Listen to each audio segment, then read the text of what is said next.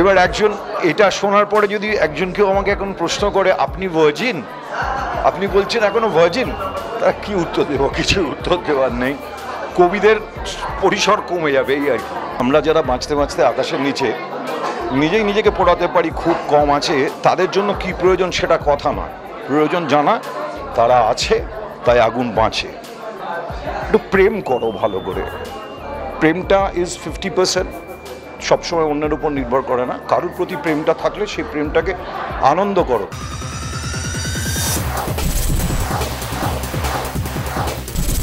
এই মুহূর্তে আমাদের সঙ্গে এমন একজন মানুষ আছে যেই মানুষটাকে আমরা এতদিন দেখে বুঝতেই পেরেছি তার মনে যা মুখেও তাই। তার অভিনয়ের ক্ষেত্রে শেড থাকলেও সেই মানুষটার মধ্যে কিন্তু একেবারেই কোনো শেড নেই। আমাদের সঙ্গে রয়েছেন শিলাজিৎ মজুমদার। বলবো শিলাদা কেমন আছো? কারেক্ট আছে, ভার্জিন বালকের মতো আছে, সমস্ত কৌতূহল নিয়ে।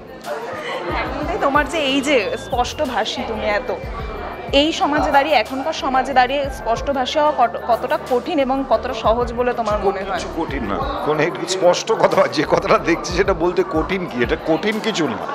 কেউ কেউ ভাবে এটা বলা কঠিন, কেন ভাবে আমি জানি না। কিছু সোজা কথা সোজা করে বলাটাই বেটার। তো এতে কি বলবো? আমাকে যদি তুমি আমার এই জিজ্ঞেস করে কেমন আছো, আমি কি বলতে পারি?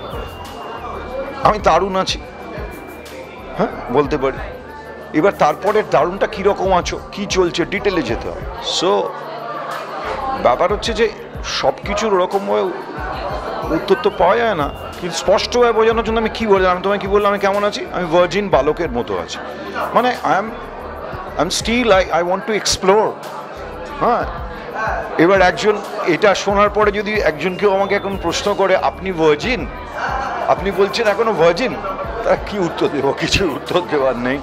কবিদের পরিসর কমে যাবে এই আর কি।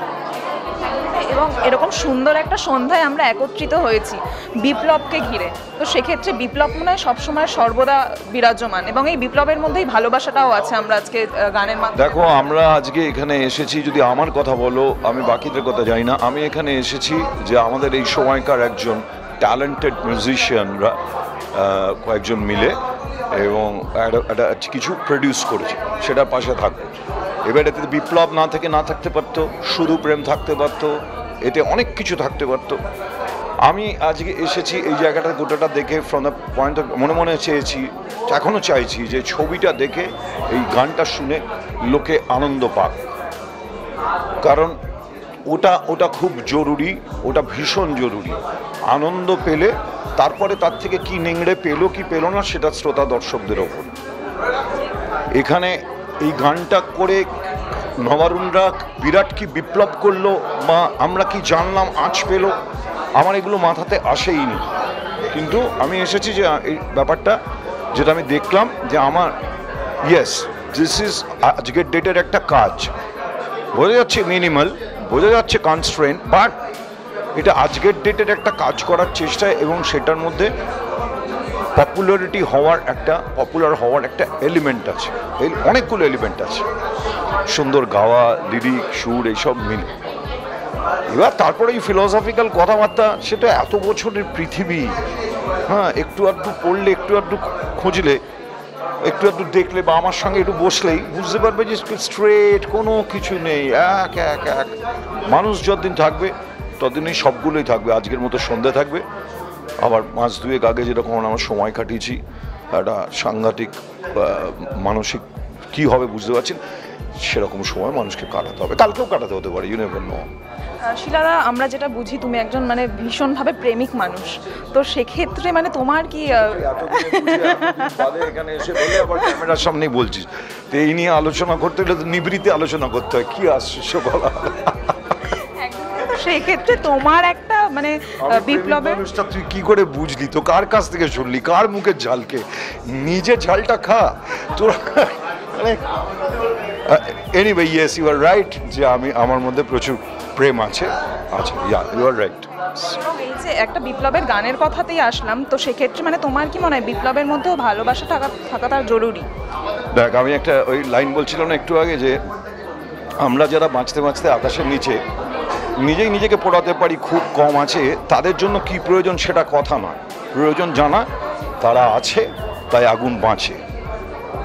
আগুন বাঁচবে আগুনের মতো, আগুনের কোলে পুড়বে, পোড়াবে, পুড়তে পুড়তে পুরো হবে ছাই। পোড়া প্রেম, পোড়া ছাই পড়ে থাকে, থাকুক। তা বলে প্রেম ছাড়া কি দিন বদলের গান শোনানো যায়? দ্যাটস ইট, এটুকুই বলবো তোকে। মানে এরকম একটা সুন্দর সিঙ্গেলস আমরা শুনতে পারলাম, তো সেক্ষেত্রে তোমার কবে এরকম একটা সিঙ্গেল বা সুন্দর গান আমরা? এটা আমিও জানি না, আমি সিঙ্গেল বিশ্বাসই করি না। আমি কি করে সিঙ্গেল করবো? আমি করলে অ্যাটলিস্ট ডাবলস করবো। না, আমি এখন আমার কিছু বেরোচ্ছে না, আমার কিছু বেরোচ্ছে না। বেসিকলি ওই ফিল্মে কিছু যদি সিকোয়েন্স সিচুয়েশন দিয়ে দিচ্ছে, তখন with the dexterity of my writing তারা মনে করছে হ্যাঁ লিরিক বসাতে পারবো, শ্যুট করতে পারবো, সেরকম কিছু কাজ করছি। হ্যাঁ, আর পুরো ছবিরও মিউজিকের দায়িত্ব আসে, একটা গান করে দাও, এখন অ্যাসর্টেড যেটা হচ্ছে। সো রেসপন্সিবিলিটি অনেক কম, অনেকটা কাম করে। সিনেমা তো সিঙ্গলস হচ্ছে অ্যাকচুয়ালি, ইনফ্যাক্ট ওখানে হচ্ছে আমি একটা গান করছি, অনুপম একটা গান করছে, তিমিন একটা গান করছে, প্রত্যেকে কম্পোজ করছি। So that's great. এবং এই যে দর্শকরা তোমাকে এত ভালোবাসে, তাদের উদ্দেশ্যে কি বলবে? তাদের উদ্দেশ্যে কি বলবে যারা এত ভালোবাসা দেয়? আমি জানি না কে কতটা ভালোবাসা দেয়, কিন্তু যারা আমাকে ভালোবাসা দাও, ভালোবাসার অর্থটা আমি অন্যভাবে বুঝি। আমি যেটা বুঝি সেটা, আমাকে খুব ভালোবাসে। কিছুদিন আগে বিড়লা সভাঘাটে যে সমস্ত লোকগুলো 1,500 টাকা দিয়ে টিকিট কেটেছে, এটা আমি বিশ্বাস করি, এবং হাউসফুল হয়েছে।